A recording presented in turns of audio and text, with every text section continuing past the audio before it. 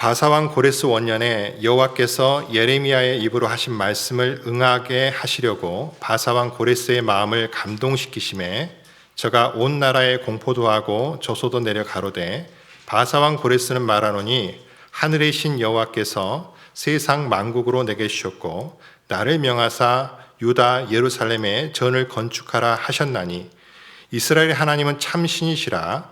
너희 중에 무릇 그 백성된 자는 다 유다 예루살렘으로 올라가서 거기에 있는 여호와의 전을 건축하라. 너희 하나님이 함께 하시기를 원하노라. 무릇 그 남아있는 백성이 어느 곳에 우거하든지 그곳 사람들이 마땅히 은과 금과 기타 물건과 짐승으로 도와주고 그 외에도 예루살렘 하나님의 전을 위하여 예물을 즐거이 드릴지니라 하였더라. 지금 우리는 한 번도 살아보지 않는 세상을 살아보는 것 같습니다.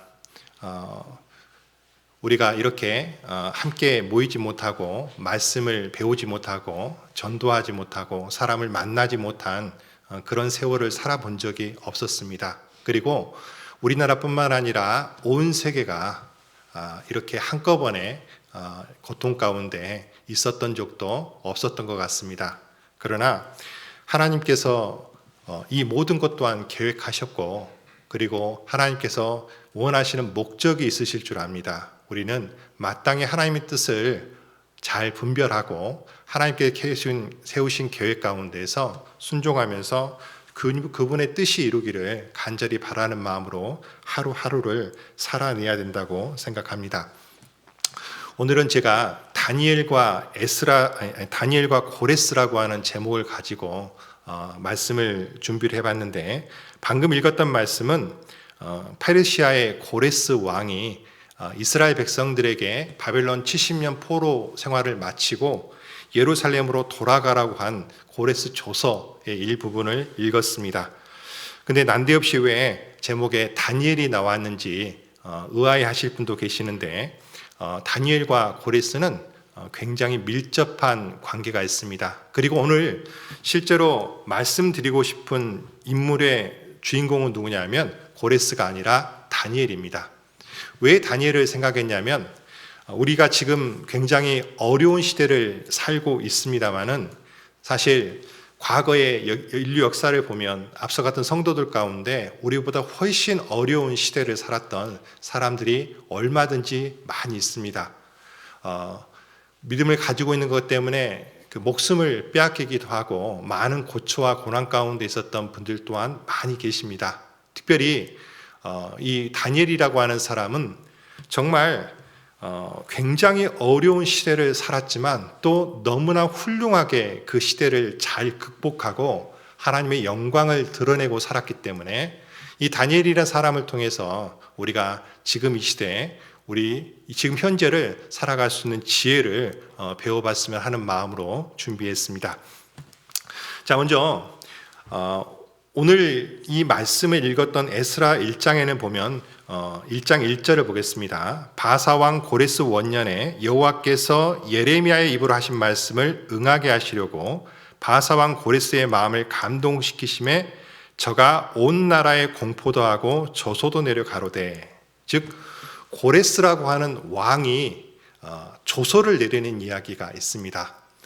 실제로 이거는 역사적으로도 틀림없는 사실인 게 지금 영국에 있는 대형 박물관에 가면 고레스 실린더라고 하는 역사 페르시아 유물이 있습니다. 이렇게 원통형으로 되어 있는 문자가 새겨져 있는 점토 원통인데 그 내용이 보면 바로 이 에스라 1장 1절에 있는 말씀, 1절부터 있는 이 말씀과 그 바로 앞에 있는 역대하 36장에 있는 말씀이 그대로 옮겨져 있습니다.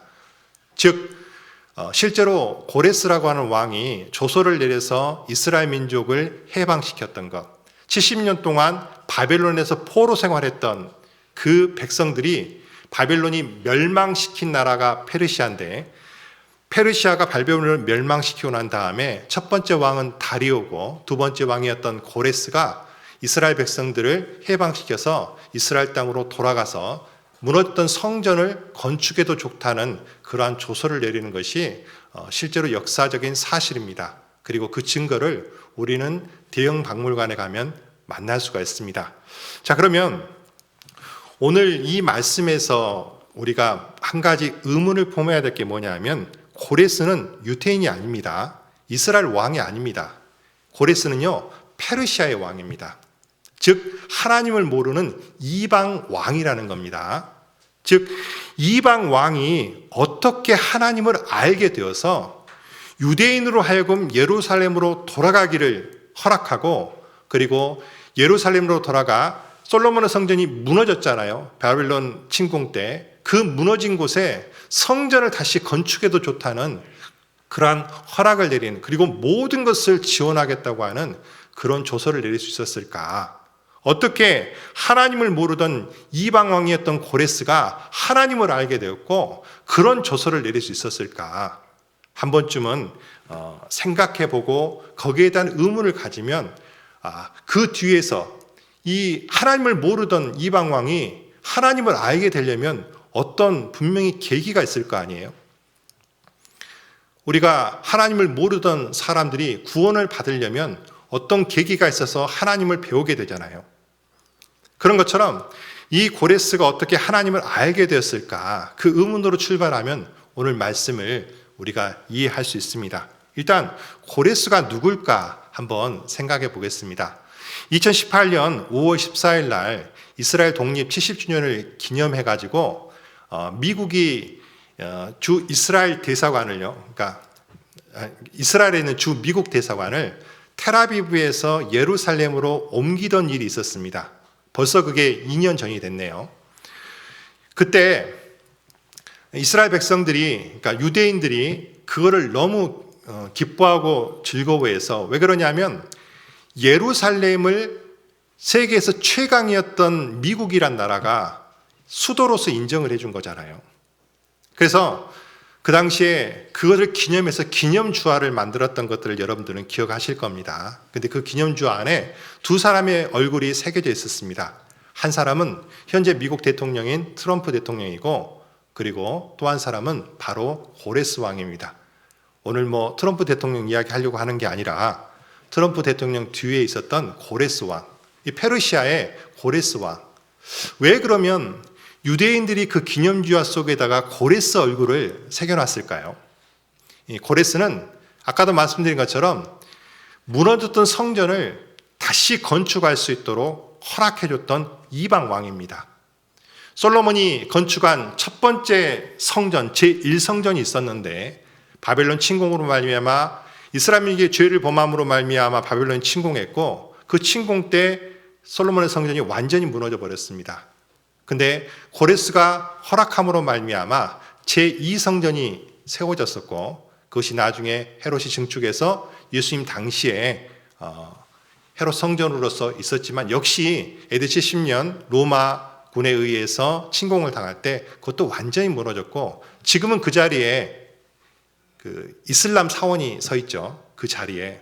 그리고 이스라엘 민족들은 지금도 제3번째 성전이 세워지기를 간절히 바라고 있습니다. 그래서 그것에 대한 염원으로서 고레스 왕과 트럼프 대통령의 얼굴을 새겼던 것을 기억하실 겁니다. 자, 그런데 이 고레스 왕은 그러니까 이스라엘 민족 이스라엘 사람들한테는 굉장히 중요한 역사적인 인물입니다. 근데요, 이 고레스는 다른 왕들과는 많이 달랐다고 합니다. 어떤 면에서 달랐냐면, 아까도 말씀드린 것처럼 고레스 조서는 그 대형 박물관에 그 고린도 실린더로서 남아있지만, 이 고레스 왕이 다른 왕과 많이 달랐던 것이 뭐냐면, 지금 남아있는 유적 가운데 고레스 왕의 무덤이 있습니다. 되게 모든 제국의 왕들, 아니 제국 아니라도 한 나라의 왕 노릇만 하더라도 무덤들이 작지 않습니다. 굉장히 큽니다. 그래서 왕릉은 너무너무 크죠. 세계 최대의 왕릉이라 한다면 피라미드를 생각해 볼 수 있습니다. 피라미드도 역시 왕릉이었으니까요. 자, 그런데 그 엄청난 규모의 왕릉이 세계 곳곳에 왕이 죽은 다음에 왕릉이 세워져 있습니다. 그런데 대제국이었던 페르시아를 세웠던 고레스 왕은요, 그 제국의 왕이라고 하기에 정말 좀 그럴 정도로 굉장히 그 무덤이 초라합니다. 굉장히 초라하고 좋게 말하면 굉장히 검소합니다. 근데 이유가 있다고 합니다. 고레스가 자기가 죽을 때 절대로 그 무덤을 화려하게 만들지 말으라고 명령을 했다고 합니다. 그리고 고레스는 굉장히 겸손하고 낮은 자세를 가졌던 사람이었습니다. 그러면 어떻게 해서 그 사람이 그런 자세를 갖게 되었을까? 감히 이야기하자면 그는 하나님을 알았기 때문이에요. 자기가 그 페르시아 제국을 세웠던 데는 사실 바벨론을 멸망시켰던 그 다니엘서 5장에 나오는 벨사살 왕을 죽였던 사람이 고레스거든요. 비록 일대 왕은 다리오지만 다리오는 고레스의 장인이자 숙부예요. 좀 그렇죠. 삼촌인데 삼촌의 딸하고 결혼해서 장인이자 숙부입니다. 그러니까 조카도 되고 사위도 되는 거예요. 그래서 그 다리오를 먼저 2년 동안 왕 자리에 세우고 자기가 이제 두 번째, 3년째 왕이 됐습니다. 제국의 대왕이 됐죠. 그러니까 실제로 이 페르시아 제국을 세운 사람은 고레스거든요. 자, 아무튼 이 고레스란 사람은 다른 왕들과는 좀 다른 면이 있었다는 것을 우리가 알 수 있습니다. 자, 그러면 이 고레스가 어떻게 이야기하는지를 잠깐 한번 보겠습니다. 2절입니다. 자, 제가 읽어보겠습니다. 바사왕 고레스는 말하노니 하늘의 신 여호와께서 세상 만국으로 내게 주셨고 나를 명하사 유다 예루살렘에 전을 건축하라 하셨나니. 자, 바사왕 페르시아 왕 고레스는 이렇게 말합니다. 하늘의 신 여호와께서 세상 만국으로 내게 주셨다. 되게 어떤 특별히 그 바벨론 같이 엄청난 제국을 무너뜨린 사람 같으면요, 어떤 마음을 먹겠습니까?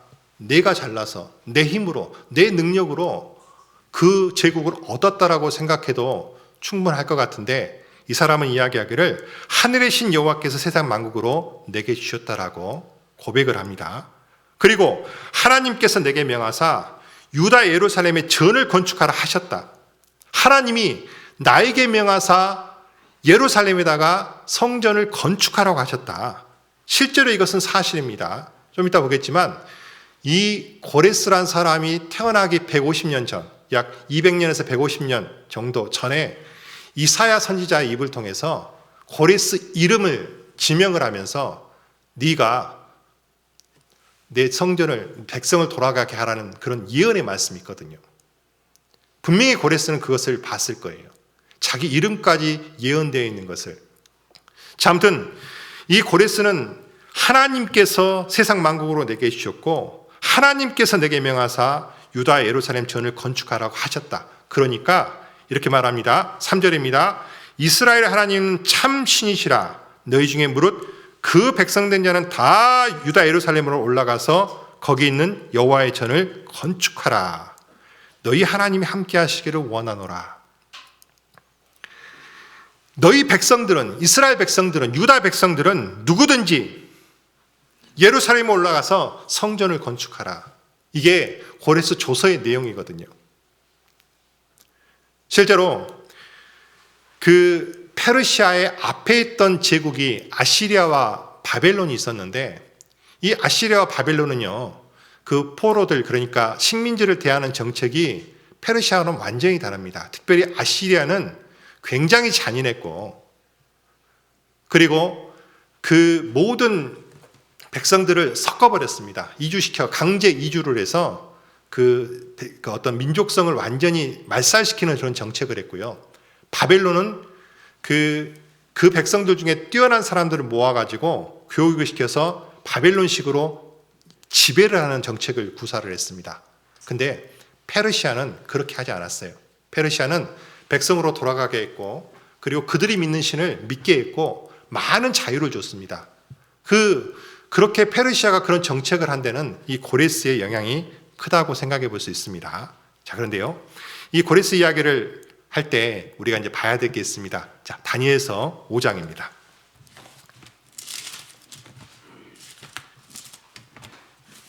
다니엘서 5장을 보기 전에 4장을 먼저 보겠습니다. 4장.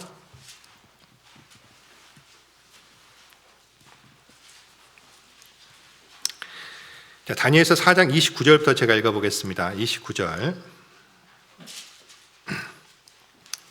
자, 28절도 제가 읽겠습니다. 이 모든 일이 다 나 느부갓네살 왕에게 임하였느니라. 12달이 지난 후에 내가 바벨론 궁 지붕에서 거닐새 나 왕이 말하여 가로되 이 큰 바벨론은 내가 능력과 권세로 건설하여 나의 도성을 삼고 이것으로 내 위엄을 영광을 나타낸 것이 아니냐 하였더니, 자, 이거는 이제 느부갓네살 왕이 그 자기가 세우는 바벨론 도성을 바라보면서요, 야, 이건 내가 다 했다, 그러면서 이제 하고 있을 때 우리가 4장에 있는 사건이 뭡니까? 하나님께서 느부갓네살 왕을 정신을 잠깐 이렇게 짐승처럼 바꿔버렸잖아요. 그래가지고 7년 동안 짐승과 같은 생각을 가지고 살았는데 나중에 제정신이 돌아와서 복귀를 하게 되는데, 이 느부갓네살 왕이 그렇게 자랑스럽게 생각했던 그 바벨론은요, 사실 인간적으로 난공불락의 성이었거든요. 사중의 성벽이 있었고, 그리고 유프라테스 강을 끌어다가 해자를 만들어서 절대로 침공할 수 없는 엄청난 도성이었습니다. 자, 그런데 이제 이 바벨론의 마지막 날이 기록이 되어 있는데 바로 다니엘서 5장입니다. 우리가 아는 것처럼 벨사살 왕이라고 하는 왕이 있었습니다.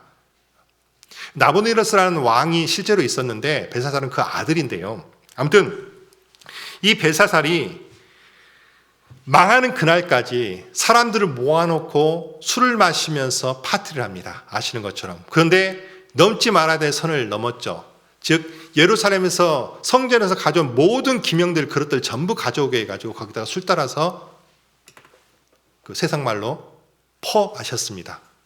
그러니까요, 갑자기 벽에서 손이 나타났죠. 그리고 메네메네 데게 루바르신, 아무튼 처음에는 무슨 글자인지 모르지만 손이 나타나서 글자를 씁니다. 그러니까 벨사살 왕이 이제 달달달 떨면서 저걸 해석하라고 합니다. 근데 아무도 그걸 해석할 사람이 없었죠. 그때 황후가 와서 이야기하기를 이 도성에는 선대 왕 때부터 하나님의 영이, 그 거룩한 신의 영이 있는 사람이 있는데 다니엘이라는 사람이 있습니다. 그 사람은 할 수 있을 겁니다. 다니엘을 부릅니다. 그리고 다니엘이 그 글자를 해석합니다. 뜻이 뭡니까? 메네메네 데게 루바르신.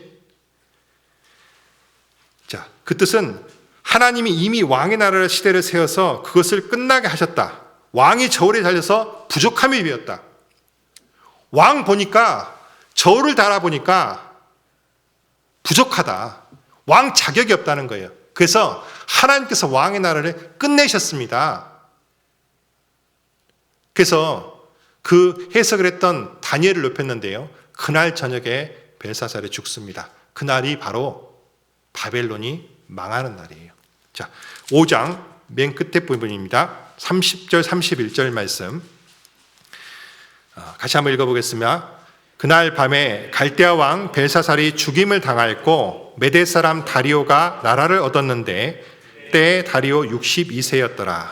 예, 갈대아 왕 바벨론 왕 벨사살이 죽었고 메대 사람, 메데파사 연합군이죠. 즉 페르시아의 다리오가 나라를 얻었다. 아까 말한 것처럼 그 전쟁에 직접 바벨론 침공에 들어간 사람은 고레스입니다. 하지만 고레스는 자기가 직접 왕이 되지 않고 자기의 숙부이자 장인이었던 다리오를 왕자리에 세웁니다. 그리고 그날 저녁에 일어났던 일들을 분명히 알게 됐을 겁니다. 벽이 손에 나타나서 글자가 써졌던 것, 그리고 그것이 바벨론의 멸망을 예언했던 것. 왜? 벨사살은 죽는다고 그랬잖아요. 왕의 나라의 때가 끝났다고 했지 않습니까? 신기했다 정도로 생각을 했겠죠.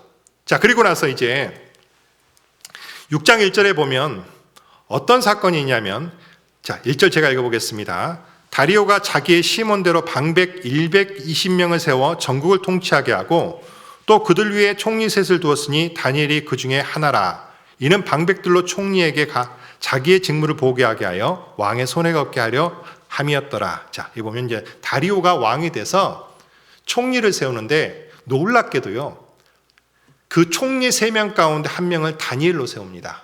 근데 여러분들, 다니엘은 누구냐면 저기 유다에서 잡혀온 포로입니다. 거기다가 망했던 바벨론에서 벼슬을 했던 사람입니다. 근데 다리오가 그 사람을 세워서 총리를 세운 거예요. 그러면 그 나라가 바뀌었으니까 그 다리오와 함께했던, 고레스와 함께했던 신하들이 있을 거 아니에요. 그 신하들 입장에서는요, 이 다니엘이 절대로 이쁘게 보이지 않겠죠. 저건 죽어도 될 만한 사람인데, 왜냐하면 모든 정복자들은 정복을 하면 피정복민들에서 아주 굉장히 가차없는 처벌을 하고 잔인한 학살을 하는 경우가 많잖아요. 근데 이 다리오라는 왕이 다니엘을 굉장히 좋게 봤던 것 같습니다. 당연히 아까 말했던 그 사건도 알았을 것이고, 이 다니엘을 세웠는데 그거에 이제 미움을 받아서 그 신하들이 계략을 꾸미지 않습니까? 앞으로 한 달 동안 왕의 다른 사람한테 기도를 하면 사자굴에 넣겠습니다. 아시는 것처럼. 근데 이제 성경에 보면 다니엘은 그 사실을 알고도, 10절 한번 보겠습니다. 10절 말씀 제가 읽어보겠습니다. 다니엘이 이 조서에 어인이 찍힌 것을 알고도 자기 집에 들어가서는 그 방을 예루살렘으로 향하여 열린 창에서 전에 행하던 대로 하루에 3번씩 무릎을 꿇고 기도하며 그 하나님께 감사하였더라. 이 사실을 알고도 다니엘은 예루살렘을 향한 창문의 문을 열어놓고 하루에 3번씩 기도했습니다. 이것 때문에 이제 다니엘이 어디에 들어갑니까? 사자굴에 들어갑니다.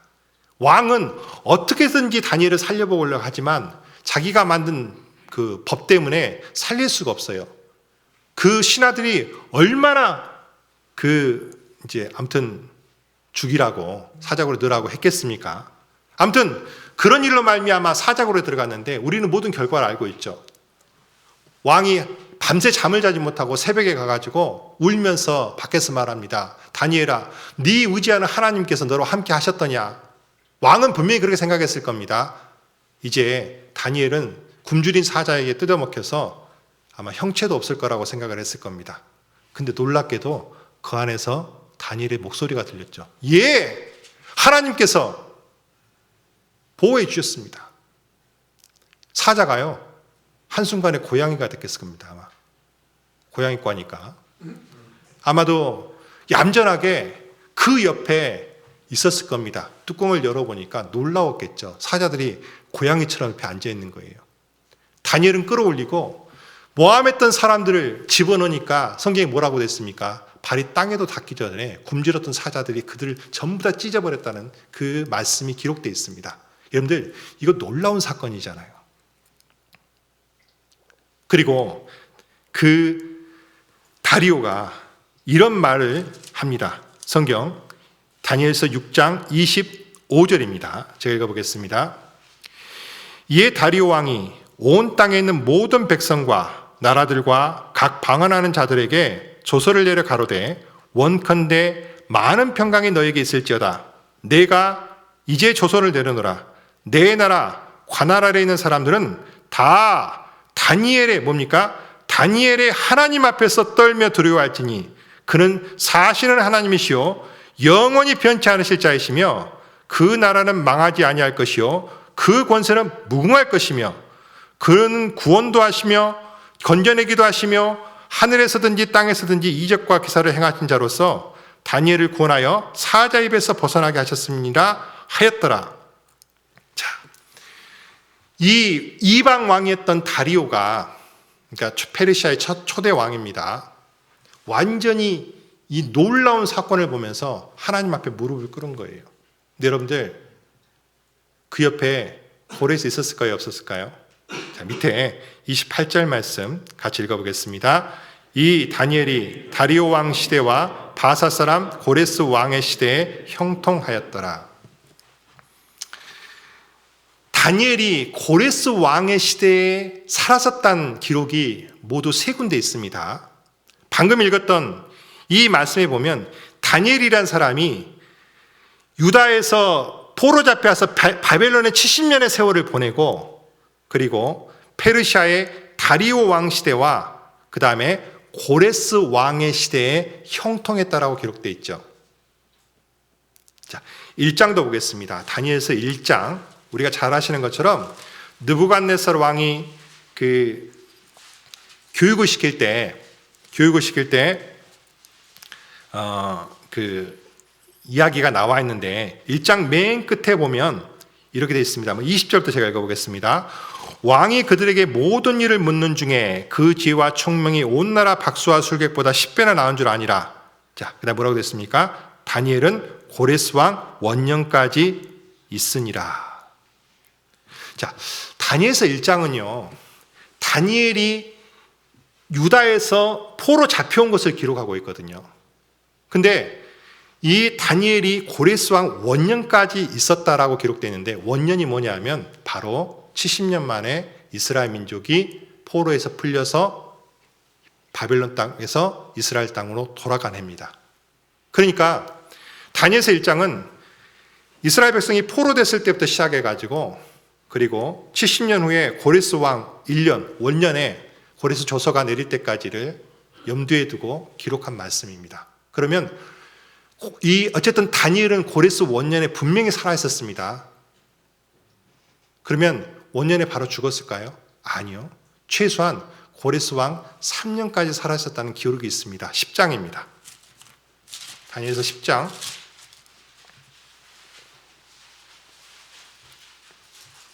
자, 1절 제가 읽어보겠습니다. 바사왕 고레스 3년에 한 일이 벨드사살이라 이름한 다니엘에게 나타났는데, 자, 언제입니까? 바사왕 고레스 3년에. 이스라엘 민족이 BC 606년에 바벨론 침공을 받아서 536년에 돌아갔는데요. 그게 고레스 왕 원년이거든요. 그리고 최소한 3년 전까지, 그 이후에 이제 다니엘은 죽었겠지만 최소한 3년까지는 다니엘이 페르시아 땅에 살아 있었던 거예요. 그러면 다니엘은 이스라엘 백성들이 첫 번째 귀환할 때, 즉 스룹바벨이 대장이 돼서 귀환할 때 그것을 봤을까요? 안 봤을까요? 봤죠. 틀림없이 봤죠. 벅찬 마음으로 그들이 돌아가는 모습을 보았을 겁니다. 자, 그러면 이 고레스 왕과 다니엘은요, 절대로 뗄 수 없는 관계인데, 다시 고레스로 돌아가서 고레스가 어떻게 그런 마음을 갖게 됐을까? 이방 왕이었던 그가 어떻게 그렇게 됐을까? 자, 당연히 고레스라는 사람은 태어날 때부터 하나님을 몰랐겠죠. 이방 왕이었으니까.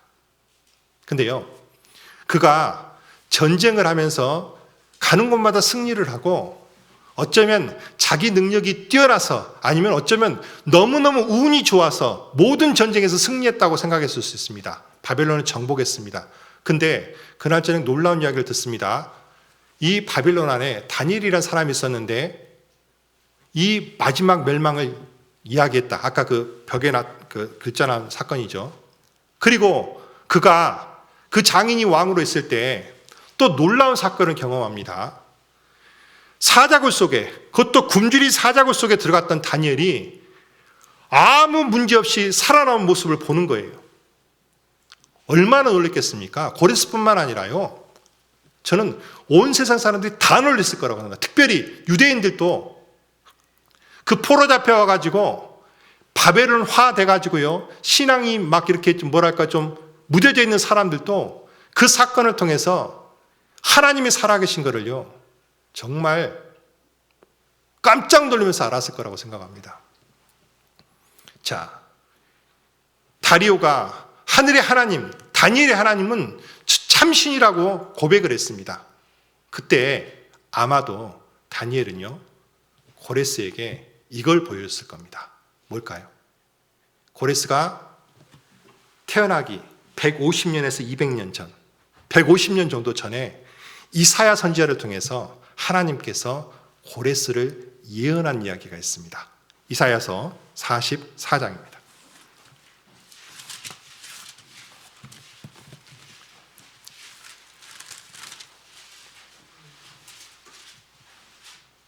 자, 이사야 44장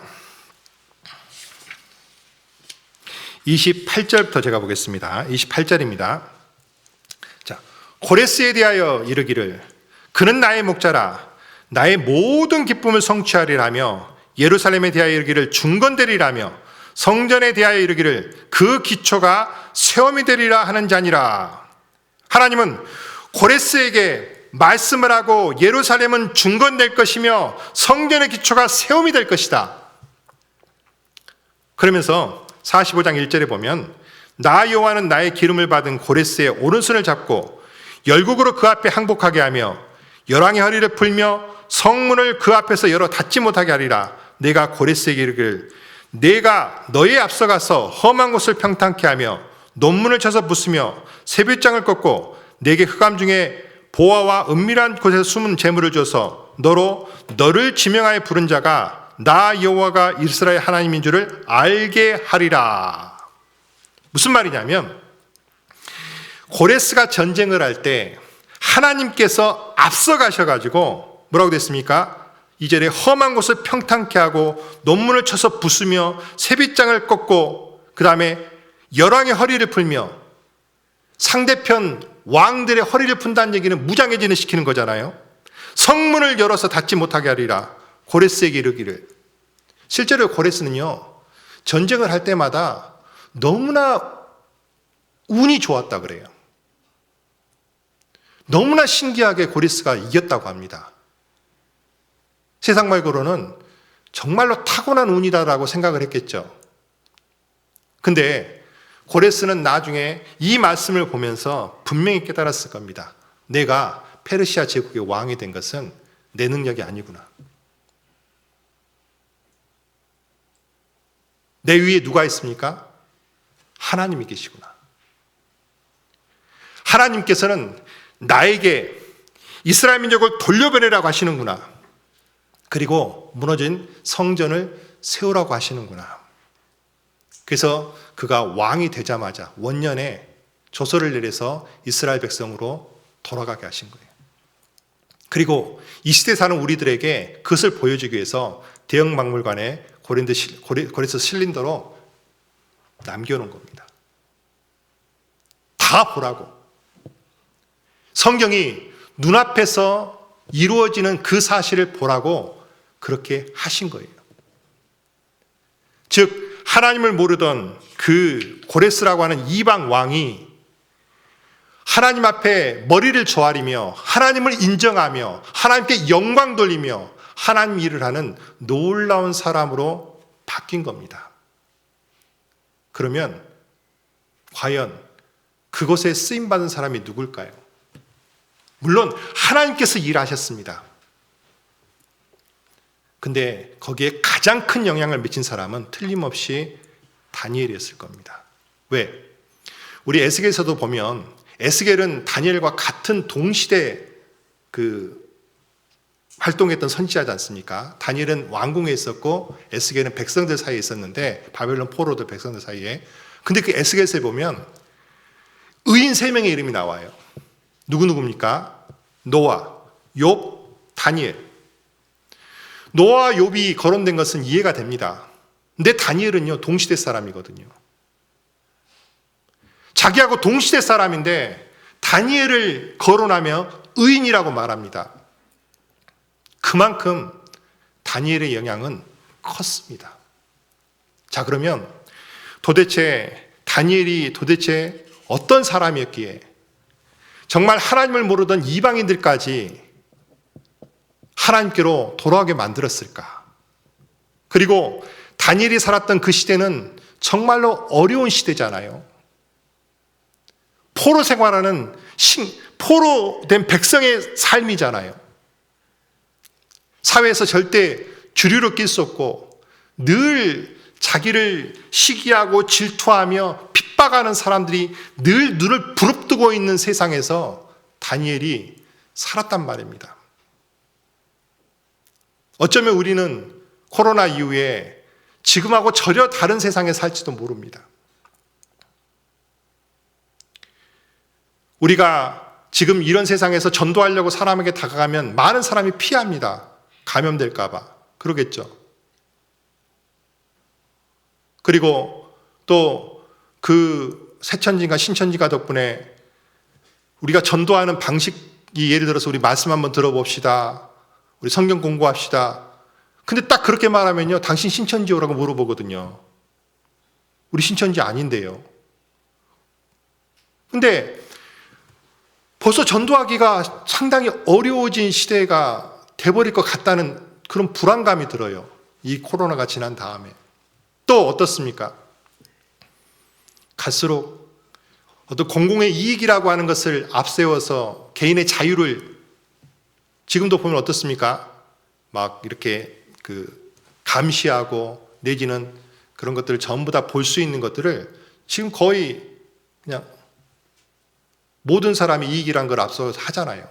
그래서 우리가 어디를 다니는지 무엇을 하는지 그리고 실제로 모임도 못하게 명령하고 그런 세월이 지금 살고 있지 않습니까? 물론 아무리 어려워도 제가 생각할 때는 다니엘이 살았던 세월만큼 어렵지는 않을 것 같아요. 어쨌든 수많은 기독교 역사 가운데 수많은 성도들이 그리스도인들이 지금 우리보다 훨씬 어려운 세월을 살았겠지만 우리 또한 지금까지 살아지 못한 그런 세월을 살 것이기 때문에 두렵기도 하고 무섭기도 하고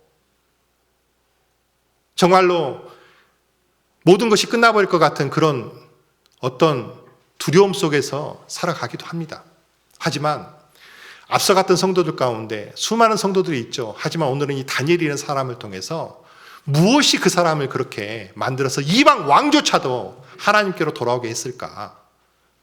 무엇이 그 사람 속의 역사에서 그 이방 모든 사람에게 하나님께 영광을 돌리게 했을까? 자,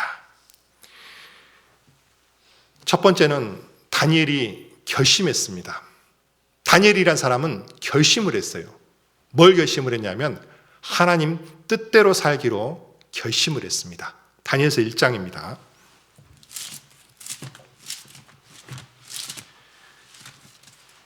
다니엘서 1장 8절입니다. 제가 읽어보겠습니다. 다니엘은 뜻을 정하여 왕의 진미와 그 마시는 포도주로 자기를 더럽히지 아니하리라 하고 자기를 더럽히지 않게 하기를 환관장에게 구하니.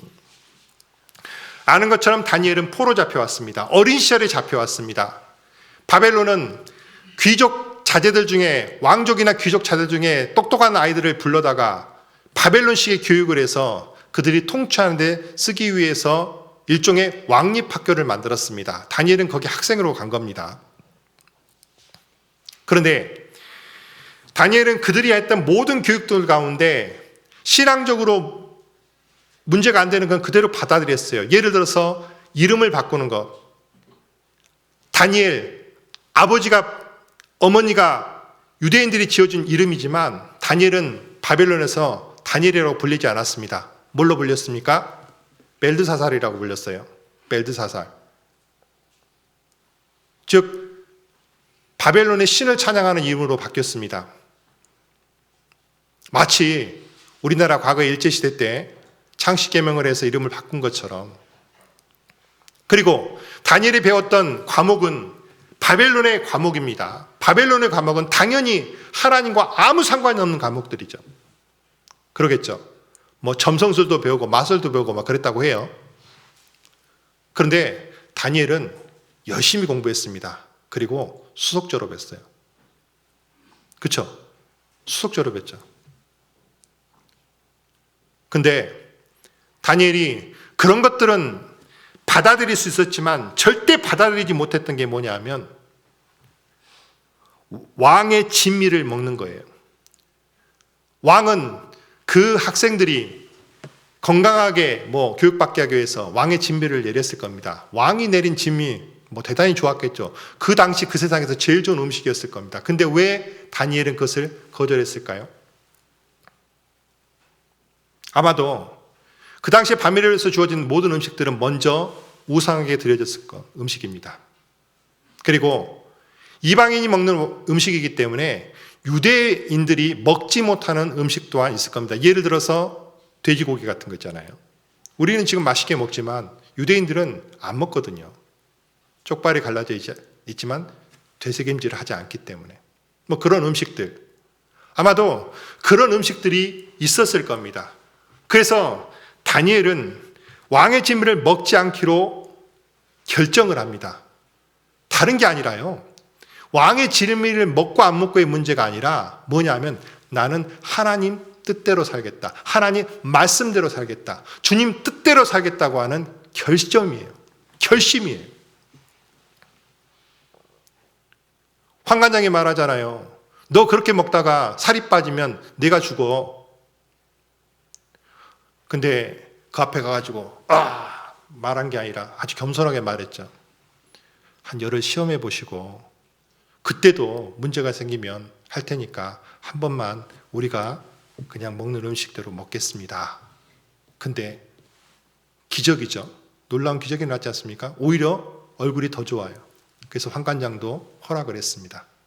그때부터 다니엘은요, 그리고 그와 함께 했던 세 친구는 죽는 그 순간까지 그 결심이 변하지 않습니다. 다니엘의 세 친구도 풀무불에 들어갈 때도, 그리고 다니엘이 사자굴에 들어갈 때도 어떻습니까? 하나님 말씀대로 살겠다는 그 결심 그대로 그 인생을 살아갑니다. 우리 복음성가에도 그런 찬송이 있잖아요. 주님 뜻대로 살기로 했네. 주님 뜻대로 살기로 했네. 주님 뜻대로 살기로 했네. 그런 찬송이 있죠. 뒤돌아보지 않겠네. 그리고 이런 찬송도 있습니다.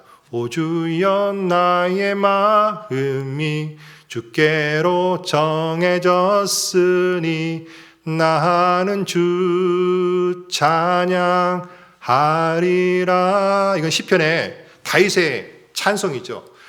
오 주님, 내 마음이 주님께로 정해졌습니다. 우리는 주님 앞에 쓰임받았던 사람들이 항상 먼저 하나님 앞에 내가 주의 뜻대로 살겠다고 하는 결심을 했던 걸 볼 수 있습니다.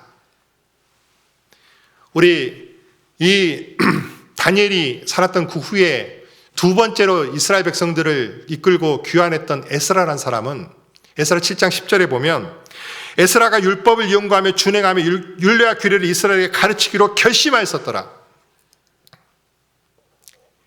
에스라는 아론의 16대 손으로서 하나님의 율법에 익숙한 학사로서 왕에게 구하는 것을 뭐든지 받던 그런 사람이었는데 이 사람이 결심을 했습니다. 내가 하나님 말씀을 연구하겠다.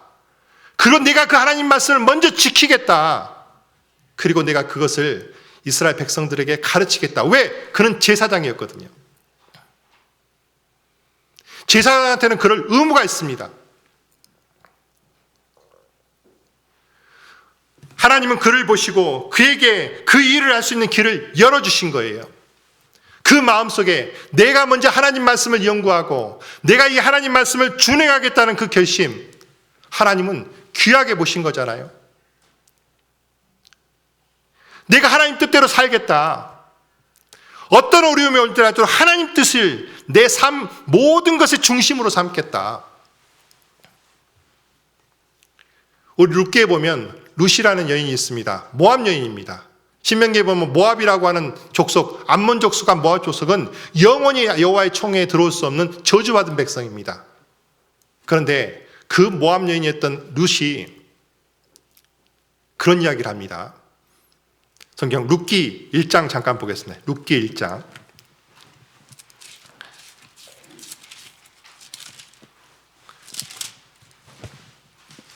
15절부터 제가 읽어보겠습니다. 나오미가 또 가로되 보라 네 동서는 그 백성과 그 신에게로 돌아가나니 너도 동서를 따라 돌아가라. 룻이 가로되 나로 어머니를 떠나며 어머니를 따르지 말고 돌아가라 강권하지 마옵소서. 어머니께 가시는 곳에 나도 가고 어머니께서 유숙하는 곳에서 나도 유숙하겠나이다. 자, 어머니의 백성이 나의 백성이 되고 어머니의 하나님이 나의 하나님이 되시리니 어머니께서 죽으시는 곳에서 나도 죽어 거기 장사될 것이요. 만일 내가 죽는 이후에 어머니를 떠나면 여호와께서 내게 벌을 내리고 더 내리시기를 원하나이다. 18절 같이 읽어보겠습니다. 나오미가 룻의 자기와 함께 가기로 굳게 결심함을 보고 그에게 말하기를 그치니라. 룻이 굳게 결심했습니다.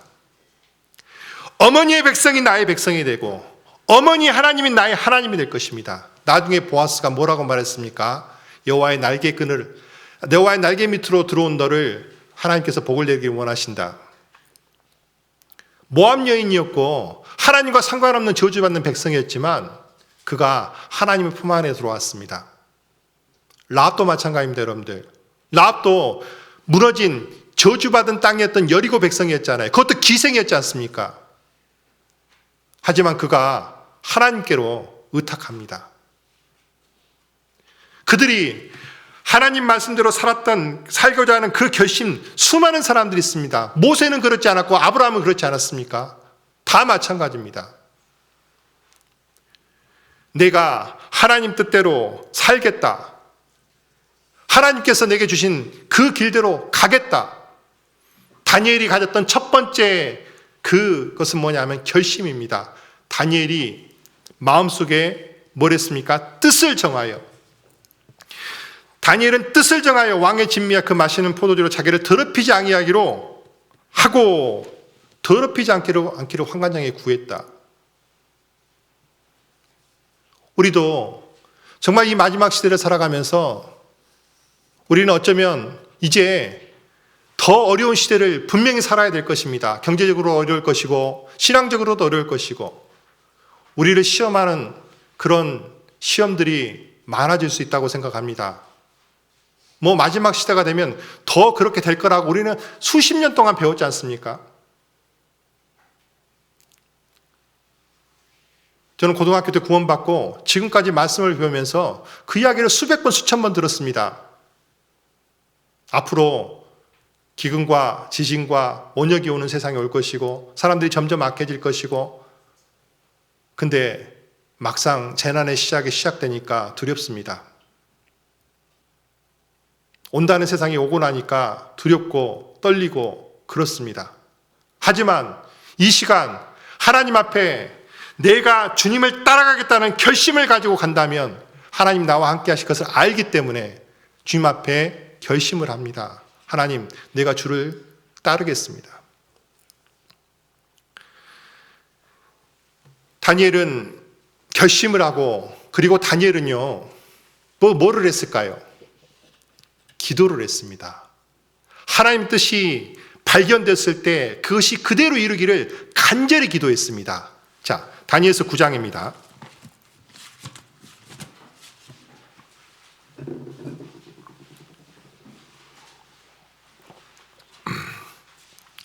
자, 9장 1절, 2절 말씀 3절까지 제가 읽어보겠습니다. 메대 족속 아하수르의 아들 다리오가 갈대아 나라 왕으로 세움을 했던 원년, 곧 그 통치 원년에, 즉 다리오가 왕이 됐을 1년입니다. 즉 바벨론이 멸망하고 다리오가 왕이 된 페르시아가 세워진 1년 원년에 나 다니엘이 서책으로 말미암아 여호와의 말씀이 선지자 예레미야에게 임하여 고하신 그 연수를 깨달았나니 곧 예루살렘의 황무함이 70년 만에 마치리라 하신 것이니라. 내가 금식하며 베옷을 입고 죄를 무릅쓰고 주 하나님께 기도하며 간구하기를 결심하고 내 하나님께 기도하며 자복하여 이르기를. 됐습니다. 다리오가 왕이 된, 즉 바벨론이 멸망하고 페르시아의 초대 왕이었던 다리오가 왕이 된 그 해는요, 다니엘이 포로 잡혀온 지 68년째 되던 해입니다. 그 첫 번째 포로로 자기가 잡혀왔기 때문에 어느 누구보다도 다니엘은 잘 알고 있습니다. 자기가 정말로 몇 살에 잡혀왔는지 모르지만 적어도 10살 이쪽 저쪽으로 왔겠죠. 굉장히 어린 시절에 잡혀오고 68년의 세월이 흘렀는데 예레미야 성경을 읽다가 발견합니다. 이스라엘 백성이 포로 잡힌 것이 몇 년 만에 마칠 것이다? 70년 만에 마칠 것이다. 계산해 보니까 2년 남았어요. 하나님께서 이스라엘 백성을 예루살렘으로 돌아가게 하겠다. 이스라엘 백성들을 다시 돌아가게 해서 성전을 세우게 하겠다. 예레미야 선지자가 이야기했던 그 이야기가 계산해 보니까 2년 남았습니다. 여러분들 2년 후에 될까요? 안 될까요? 됩니다. 하나님께서 말씀하시고 결심하셨으면 됩니다. 근데 다니엘은요, 뭐를 했습니까? 그 시로부터 기도했습니다. 먼저 그가 자기 백성들, 자기 조상들, 자기 아버지, 자기 할아버지가 했던 죄를 하나님 앞에 자복하고, 그리고 하나님 앞에 간절히 기도합니다. 하나님, 우리 백성이 다시 하나님께로 돌아갈 수 있도록 해 주십시오. 16절을 보겠습니다.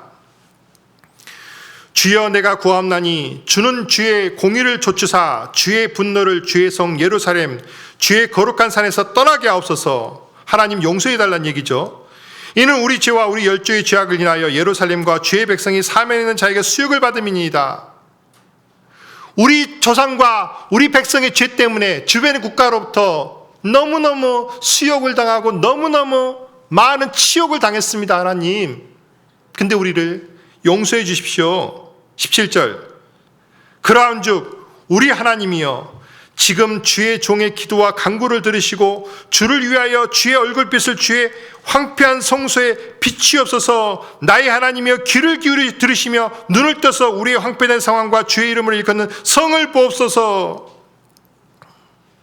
하나님, 우리 죄 내가 알고 있습니다. 우리 조상의 죄 알고 있습니다. 그래서 우리가 이렇게 수욕을 당하고 치욕을 당하고 있습니다. 근데 하나님, 이 기도를 들으시고 주의 얼굴빛을 주의 황폐한 성소를 한번 바라보십시오.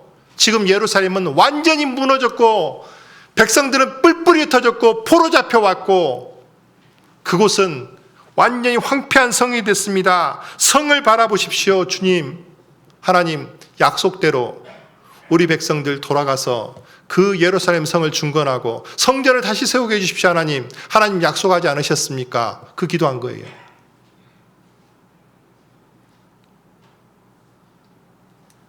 여러분들, 다니엘서 6장 한번 봅시다. 6장.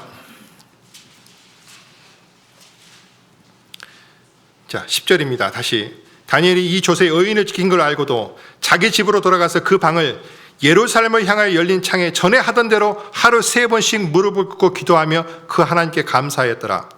예, 다니엘이 이때 무슨 기도했을까요? 이게 사실은 시점상으로 보면 9장에 앞서 있어요. 6장이 뒤쪽이고요. 아까 9장은 다리오 원년이고, 다리오 중간에 이제 이 사자굴 사건이 일어났으니까 분명히 다니엘이 하루에 3번씩 기도했던 그 기도 내용 가운데 9장의 기도 내용이 들어있을 겁니다. 그런데 왜 예루살렘을 향해서 창문을 열고 기도했을까요? 성경에 보면 솔로몬이 성전을 세울 때 하나님 앞에 그런 기도를 했었습니다. 하나님, 우리 백성이 혹시 죄를 범해서 하나님 포로 잡혀가거든, 이 성전을 향해서 우리가 기도하면 하나님 죄를 용서하시고 그 기도를 들어주십시오 라는 내용이 솔로몬의 낙성식 때 솔로몬이 드렸던 기도가 있거든요. 그 말씀대로 한 거예요. 그래서 예루살렘 쪽을 창문을 열어놓고 거기다 대고 하는 겁니다. 다니엘이 분명히 자기를 이렇게 고소했던 사람들이 그거 본다는 거 알았을 거예요. 근데 다니엘은 숨지 않았어요. 하나님 말씀대로 예루살렘을 향해서, 예루살렘에 성전이 있던 그곳을 향해서 창문을 열어놓고 하나님께 3번씩 간절히 기도했습니다.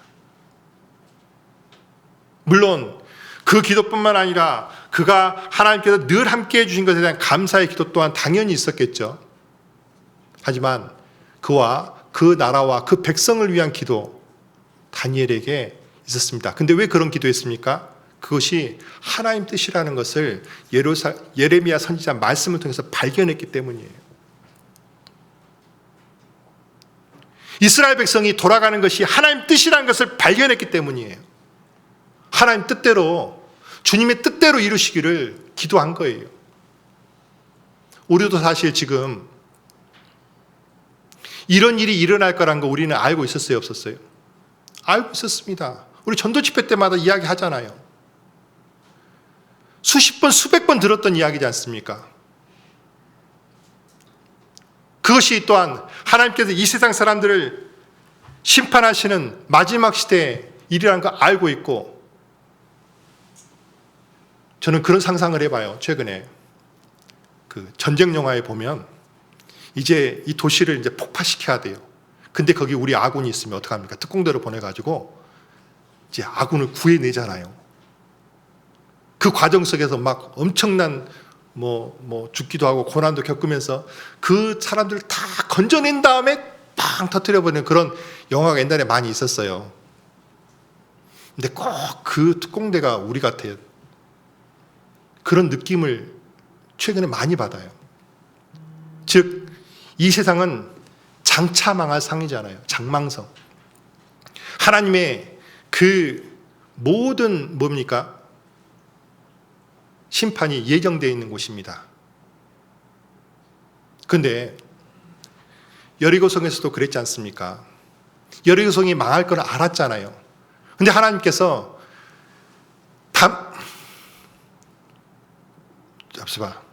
라합이죠, 라합. 라합이란 사람의 그 집에 사람들 모이게 있지 않습니까? 그 사람, 그 붉은 줄이 내려있는 그 집에 모여있는 사람들은 살 것이다.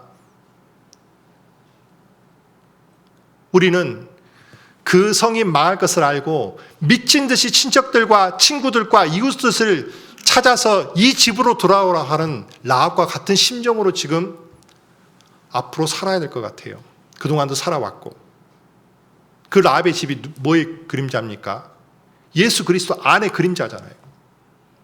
여러분들, 라합이 정탐꾼이 간 다음에 어떻게 지냈을 것 같아요? 그 며칠 동안 이스라엘 백성들이 한 바퀴씩 돌 때 뭐 했을 것 같아요? 라합은요, 아마도 미친 듯이 돌아다녔을 거예요. 어머니에게, 아버지에게, 친척들에게, 친구들에게, 이웃들에게 우리 집에 와서 있으면 이 성이 무너질 때 산다고. 그들 중에 믿는 사람도 있었을 것이고 믿지 않고 오히려 라합을 비웃고 라합에게 함부로했던 사람도 분명히 있었을 거예요. 안 그렇습니까? 하지만 그 집에 있던 사람들은요, 붉은 줄이 달려있는 그 집에 있던 사람들은 모두 살았잖아요.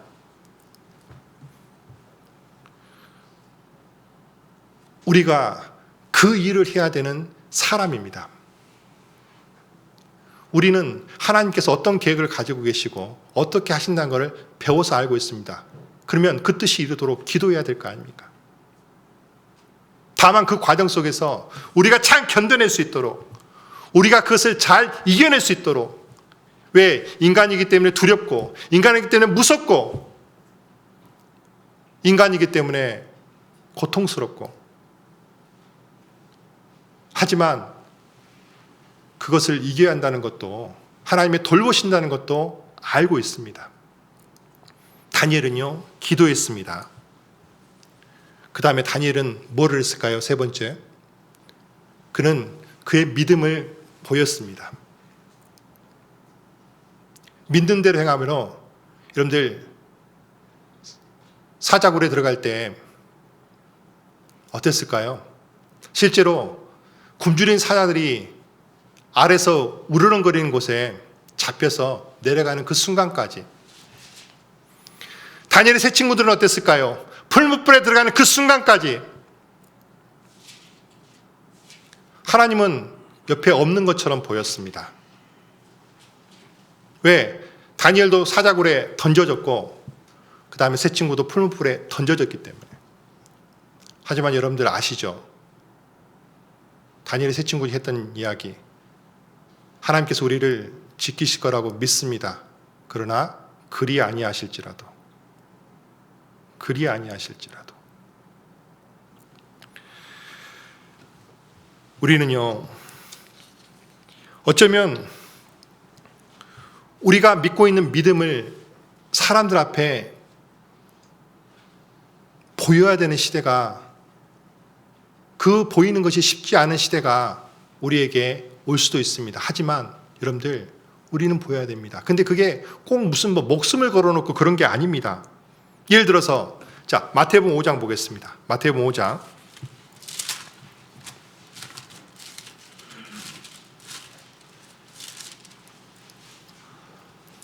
16절입니다. 소금과 빛의 그 비유를 하고 나서 이런 말씀하셨습니다. 제가 읽어보겠습니다. 이같이 너희 빛을 사람 앞에 비추게 하여 저희로 너희의 착한 행실을 보고 하늘에 계신 너희 아버지께 영광을 돌리게 하라. 우리는 앞으로 세상 사람들 앞에서 더 착하게 살아야 됩니다. 왜? 세상 사람과 달라야 되기 때문에 그렇습니다.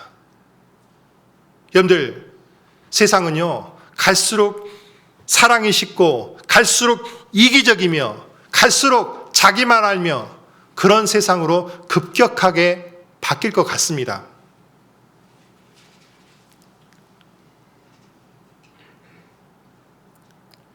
요즘 같으면 이웃집에 어린아이가 이쁘다고 안아줄 수 있습니까? 그랬다가 아마 고발당할 수도 있어요. 왜?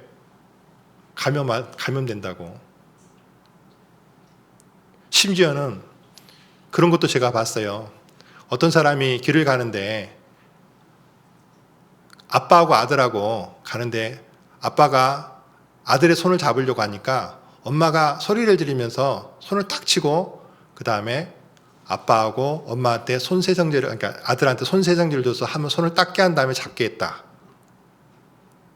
야, 이제는 아버지가 아들 손도 못 잡는 시대가 돼가는구나. 물론 이게 영원히 가진 않겠지만 아무튼 우리는 그전 같으면 그냥 살았을 일도 여러분들 우리가 선을 행함으로 하나님 앞에 선을 행함으로 세상 사람들 앞에 하나님의 영광을 드리고 살아가는 것이 더 많이 요구되는 세상에서 살 겁니다. 베드로후서도 이런 말씀이, 베드로전서도 그런 말씀이 있죠. 베드로전서 1장, 베드로전서 3장이죠. 3장 13절에 이런 말씀이 있습니다. 또 너희가 열심으로 선을 행하면 누가 너희를 헤아리요 그러나 의를 위하여 고난을 받으면 복이 있는 자니 저희의 두려움을 두려워하지 말며 소동하지 말고 너희 마음에 그리스도를 주로 삼아 거룩하게 하고 너희 속에 있는 소망에 관한 이유를 묻는 자들에게는 대답할 것을 항상 예비하되 온유와 두려움으로 하고 선한 양심을 가지라. 이는 그리스도 안에 있는 너희의 선행을 욕하는 자들로 그 비방하는 일에 부끄러움을 당하게 하려 함이라. 선을 행함으로 고난을 받는 것이 하나님 뜻인데 악을 행함으로 고난을 받는 것보다 나으니라. 우리가 선을 행함으로 고난받으면서 살아가야만 되는 그런 시대가 올지도 모르겠습니다. 올 것 같아요. 즉 우리가 정말 믿음 가운데 확실히 서 있으면 하나님 앞에 살겠지만 쉽게 말해서 믿음과 세상과 중간에서 왔다 갔다 하는 사람들은 많이 넘어질지도 모르는 그런 세상이 될지도 모르겠습니다. 누가복음 18장에 보면 항상 기도하고 낭망치 말아야 될 것을 저에게 비유로 하여 말씀하시면서 어떤 그 과부가 재판관에 가서 자기의 원한을 풀어달라고 하는 그런 부탁을 하죠. 그러니까 하도 간절히 하니까 재판관이 그 간청을 들어주는데 그 맨 마지막에 8절에 보면 그런 말씀이 있습니다. 내가 너에게 이르노니 속히 그 원한을 풀어주리라. 그러나 인자가 올 때 세상에서 믿음을 보겠느냐 하시니라. 기도하라고 말하고 나서 뜬금없이 인자가 올 때 세상에서 믿음을 보겠느냐. 주님 오실 때 믿음을 지키기가 어려워질 수도 있겠다라는 그런 말이라고 저는 생각이 듭니다. 자, 우리는 삶 속에서 결심을 해야 됩니다. 주님 뜻대로 살아야겠다. 그리고 우리가 기도를 해야 됩니다. 주님의 뜻이 이루어지시고 주님의 그 뜻에 그 일을 이루는데 우리가 사용되기를, 그리고 주님이 뜻이 이룰 때까지 우리가 잘 견뎌내기를, 그리고 여러분들 그 믿음을 보일 때 그게 고난의 길이라 할지라도 우리가 거기를 가기를. 근데 여러분들 마지막으로 이것만 기억해 봅시다. 다니엘이 사자굴에 들어갔을 때 거기에 다니엘 혼자 있었습니까? 아마도 다니엘이 내려오기 전까지는요, 사자들이 굶주렸기 때문에 으르렁거리고 난리였을 겁니다. 근데 다니엘의 발이 그 굴 속에 딱 닿는 그 순간부터 갑자기 어떻게 됐을까요? 얘들이 갑자기 고양이로 변해요. 상상해 보셨어요? 얌전히 쓰다듬어주는 그 고양이로 변합니다. 그 다니엘 옆에 밤새도록 얌전하게 있었겠죠. 우리는 그 자리에 누가 계셨다는 걸 알 수 있습니까?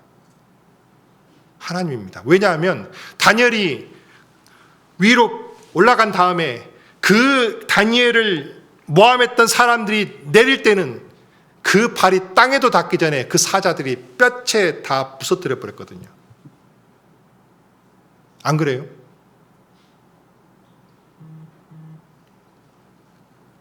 그것은 그 사자들의 본성 자체는 변하지 않았는데 그 순간에, 다니엘이 있는 그 순간에 하나님이 계셨다는 겁니다.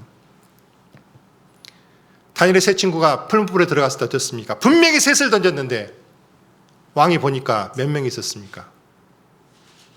한 명이 더 있었습니다. 주님입니다. 주님은요, 그 자리에 함께 계셨습니다. 그러면 다니엘과 했던 주님이 우리와는 함께 하지 않을까요? 함께 하십니다. 분명히 함께 하십니다. 그리고 우리를 세상 끝날까지 지켜주실 것을 우리는 믿습니다. 주에 말씀하셨습니다. 두려워하지 말라고. 자, 마지막으로 이 말씀 보고 마치겠습니다. 이사야 43장입니다.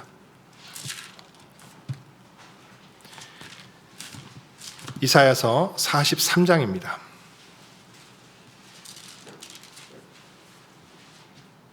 1절부터 제가 읽어보겠습니다. 야곱아, 너를 창조하신 여호와께서 이제 말씀하시느니라. 이스라엘아, 너를 조성하신 자가 이제 말씀하시느니라. 너는 두려워 말라. 내가 너를 구속하였고 내가 너를 지명하여 불렀나니 너는 내 것이라. 네가 물 가운데로 지날 때 내가 함께할 것이라. 강을 건널 때 너를 침몰치 못할 것이며 네가 불 가운데로 행할 때 타지도 아니할 것이요 불꽃이 너를 사르지도 못하리니 대전하는 여호와 내 하나님이요 이스라엘 거룩한 자여 내 구원자이심이라. 예, 됐습니다. 여기까지만 읽어보겠습니다. 불 가운데로 행할 때 타지 않게 하셨던 일이 실제로 있었잖아요. 물 가운데로 지날 때 함께 할 것이고 강을 건널 때도 침몰하지 못할 것이고 두려워하지 말아라. 여러분들, 우리는요, 하나님과 함께 가면 그 함께 있는 하나님을 보고 내 주변에 있는 사람이 우리 안에 있는 하나님을 볼 수 있을 거라고 저는 믿습니다.